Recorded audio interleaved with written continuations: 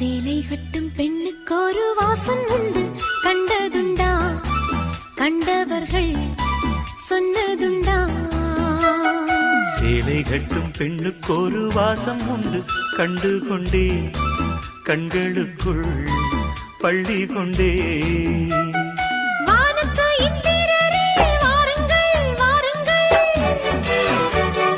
பெண்ணுக்குள் என்ன இன்பம் கூறுங்கள் கூறுங்கள்.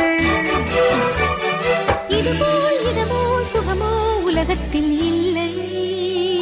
இவளின் குணமோ மனமோ மலருக்குள் இல்லை.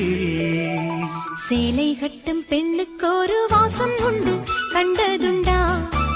கண்டவர்கள் சொன்னதுண்டா?